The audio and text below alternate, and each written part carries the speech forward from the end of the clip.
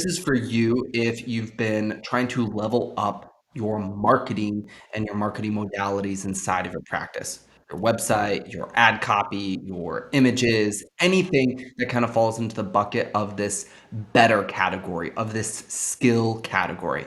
Bottom line is we know that skill, good tactics, good process, good quality output from your marketing is quickly becoming one of the number one defining and differentiating factors for successful practices. Sort of gone are the days that we can have a simple website and see all the clients we want. We have to have tools at our disposal to leverage and level up our marketing. So we're going to be unpacking 4 ways to increase the quality and really the building blocks for better client acquisition and client communication that you can apply into some really great unique processes. And getting us started might look like 4 big areas when we're talking about things like these big building blocks that are maybe how you communicate or how you connect with your clientele.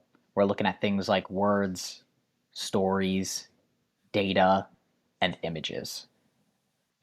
And so these are sort of the largest components of your marketing, how you're communicating with referral partners, with your clientele, with the individuals that are in your practice, even, and how you're retaining and growing your business. When you do this marketing process, we want to get away from what we think works and we want to create what the client actually feels connected by. And that's why these 4 elements are really important. So we're going to dive into words, speaking the ideal client language with words a little bit. And so a clinician might say, oh, this patient has complex trauma. And that's how they would describe a patient. And so if you had a heading, right, do you have complex trauma? Do you have depression? Do you have blank, blank, and blank as far as a question? It doesn't create the feedback and the connection that you want in your website, in your emails, even in the tonal conversation with potential clients. Your words are through your lens instead of the client lens. So, a couple of thoughts. What do clients say at different stages of their client journey? So, when they first get started with you, when you're having a consult call, how do they describe their symptoms, their issues? What questions are they asking? In the first session, what are they saying? In the 20th session, what are they saying? When they say, oh, I feel better, I'd like to go to every other week. I would like to actually discharge and stop seeing you, right? These are all big pockets of transition that you should peer into in order to distill and pull out ideal client language and get it to show up in other places.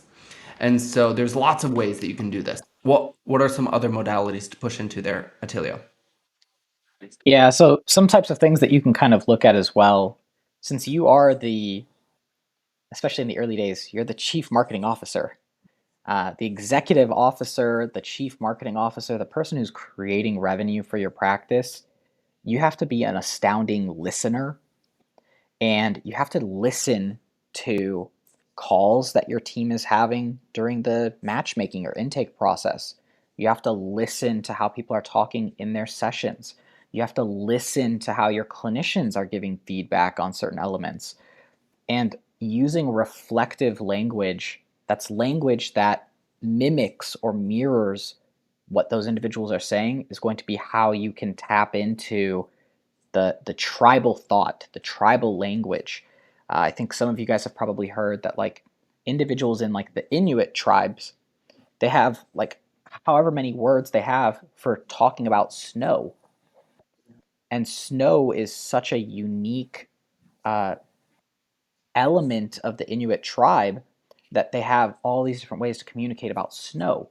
And so you need to tap into the tribe that is your clients through the language that you're Yeah. using. An example might be instead of saying struggling with burnout, we can help with our caring and open environment here at our practice, right? You would instead say feeling pressured by work and family. We're pulling out the feeling there, how they would describe that feeling, and where they're being pressured or where they're experiencing that feeling instead of a vague, glazed over term or statement. burnout. And so, feeling pressured by work and family, it can feel impossible to keep up, but we help clients recover from that endless exhaustion. There's a little bit more words there, but we're moving from bland, hey, we can help with our caring and open environment. The amount of times that I see a language like that of like, we accept all types of clients. We help, we're open for all types of support. We create connection with all of our clients. Like, right, this is the words version of bland stock imagery. And kind of tangent here about just ChatGPT. ChatGPT content, when you copy and paste it into your website, is the new version of stock imagery. It's going to look good. It's going to be shiny. It's going to be straightforward. It's going to be formatted well. The grammar is going to be perfect, right? It's going to be a perfect image of words, but people are going to read it and they're going to feel nothing. It's going to be a placeholder. So we have to slow down and take the time to write better contextual client processes.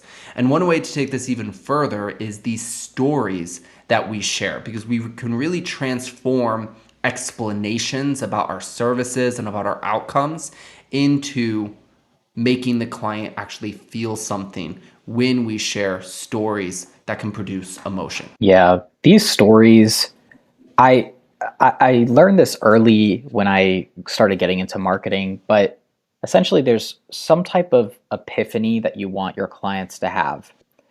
And when it comes to maybe finding the perfect therapist, or when it comes to understanding that the problems that they're having are serious and that they need to take them with appropriate gravity, there's oftentimes an epiphany that they need to reach.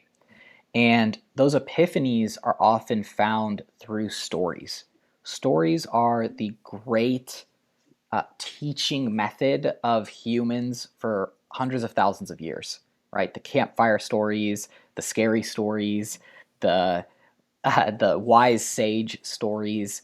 These are all extra important elements when it comes to helping someone sort of cross from where they're at to where you want them to see, or where they maybe need to see. And so stories are so powerful. And I think sometimes in the mental health space, many of you guys shy away from stories. But the truth is that really, if you're anonymizing information and if you're kind of using broad stroke type information, you can convey something that's equally as powerful and equally as informative without crossing some ethical boundaries, without crossing some perceived restrictions that maybe you think you have over storytelling. Yeah. One of the best individuals to deliver your stories are actually your therapists. And so you could actually sit down on a call like this, hit record, and you could just say, hey, Sally on our team, tell me about a time that one of your clients was experiencing this. How how did you handle that? What did growth look like for them? What did healing look like for them? Tell me about your average client's experience with EMDR. Hey, tell me why the boys that you work with for play therapy, what are they working on and what are they playing with and why that's so effective, right? You can actually have your therapist be the delivery, at least in video format or even written format, for some of these stories.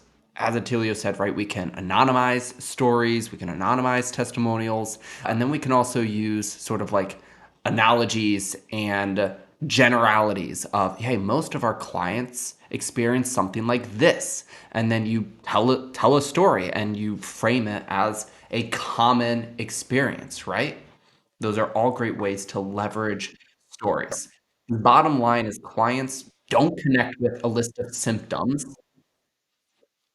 They connect with before and afters. Someone who was where they were and someone who grew where they want to go. I was speaking to a practice owner earlier this week, and he was talking about how he works primarily in addiction and like behavioral issues, like persistent behavioral issues.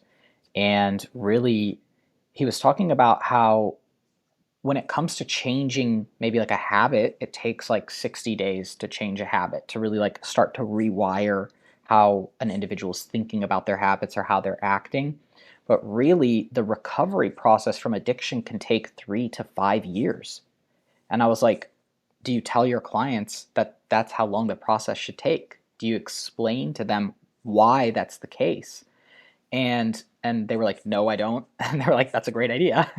And so explaining in general how sort of the system works, what to expect in the form of a story is an excellent way to help someone understand the why and the how, which is so important when it comes to transformation and making conscious changes, and even help people heal, right? Yeah.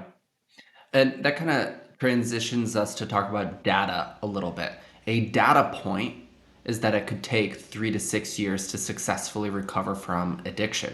I'd be curious to know, what are the people who are struggling without the proper support and care? What's some other interesting statistics about that? Like, is there anything we could find out there that says individuals struggling with alcohol addiction that don't seek help, one in 10 recover, or 95% of them never recover? Here at Therapy LLC, we have a recovery time of 3 to 6 years. There's lots of ways we can frame this, but I want to give a couple examples on data, because I think data is a very under leveraged way to show the outcomes that you have. Data can't be cold, it has to be relevant and personalized. Otherwise, people skip past the numbers and the places. Non contextual example and then a contextual example. At the top of my newsletter opt in page, I say 15,000 practice owners read this weekly. Join here. And I share that to say volume, right? If someone reads that, like, oh, that's a lot of practice owners who have subscribed getting value from this. Maybe I should get value from this too, or I could get value from this too. And then consistency, weekly readers. Oh, we get value on a weekly basis. That's the consistency of this that I should opt in for. So the number matters to that audience to help promote. For you, you might want to say something about first responders. Cold data would look like 1 in 3 first responders struggle with depression. That is irrelevant data, right? You could paste that somewhere on your website. I see this all the time, right? They make a vague generality about a demographic, an audience, a marriage, or something like that. Instead, you could say hundreds of Chicago's first responders have sought care with us, or thousands, or whatever it is, right? Because you're framing, oh, this is a place first responders go to get care.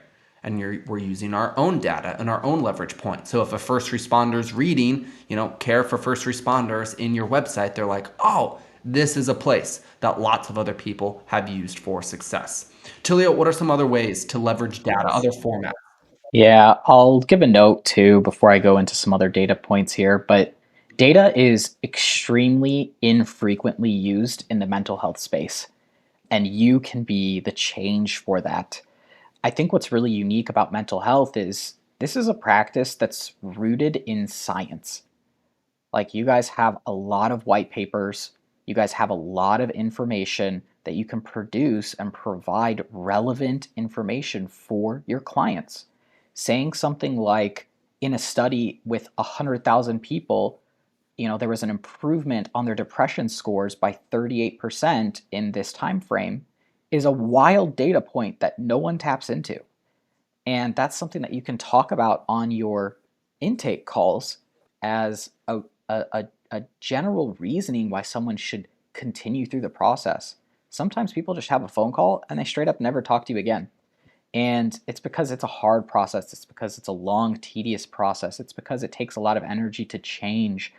And so having data sort of at your sales or at your client's sales can really help the logical part of the brain move someone forward through the process. And so there are, I'm not going to name names on industries, but there are industries that are straight up pseudosciences that post about data. They post their data, they post their 3 white papers that they've had, and they use it to completely drive a wedge into someone's thought process on how they should act or interact within that space.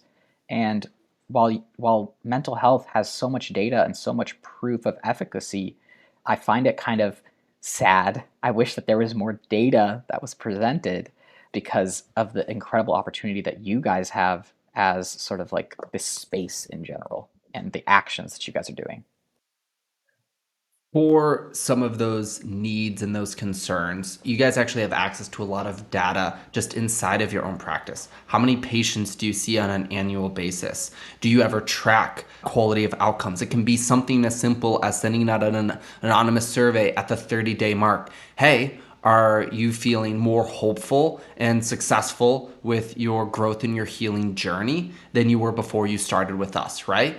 And probably 8, 9, 10 out of 10 people you send that to at the 30-day mark are probably going to say yes if it's going well. If a lot of people are saying no, you should probably know that too and fix or talk to the counselors who don't have good outcomes there. But you can say you can share that data ethically on your site and in advertisements, right? 8 out of 10 people who work with our practice have more hope, have whatever, right? After 30 days. And cite your source, right? X, Y, and Z survey, right? You can explain it if you feel the need to underpin your own research in some of those ways. We could do a whole breakout on just this element of things. But bottom line is there are different types of buyers out there. There are people who want to buy more emotionally, people who want to buy more logically, people who are more visual buyers. They visually process information. And so the point of a great web presence and brand presence is to speak to the buyers who want to read, to the buyers who want to see data, to the buyers who like to read stories and imagine it. And then ultimately, this brings us to images, which is kind of the final place of things. Clients don't care about the sad person with their hands in their face. They also don't care about the shiny couple holding hands with the sun glowing in the background, especially if your site is filled with those kind of across the board.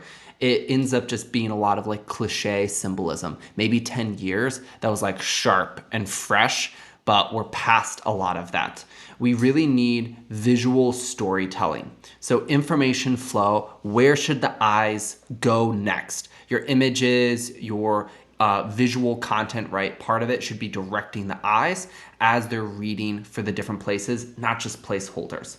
Emotional resonance. How should the brand feel? How should they experience you? What are the images and the content we can have that will actually have potency attached to them on an emotional level? And then context. Where does the therapy happen? Who helps the healing happen? What does life look like after someone has been going to therapy? So we need places where we answer the questions both visually and anecdotally in those different ways. So every image is a chance to really show your process and your outcomes. If you're just trying to check boxes with positive and negative emotions as the two extremes in your stock imagery, we're missing a big opportunity to have better visual storytelling inside of our site. Yeah, I think we've all heard the saying, a picture says 1,000 words. And then if you take that to an even larger level, a video is like 10,000 words, right? And so I love the stock imagery as a starting point. It's a good starting point for everyone. But as you kind of grow, this definitely needs to be one of those rhythms that you put into your practice, or figure out how you can identify like a cycle when it's time to update your imagery, when it's time to improve your imagery. As you're listening to your therapists and your clients, and you're listening to your intake calls, and you're listening to the marketplace and the fears and the new changes of things, how does that enhance or improve your visual storytelling elements?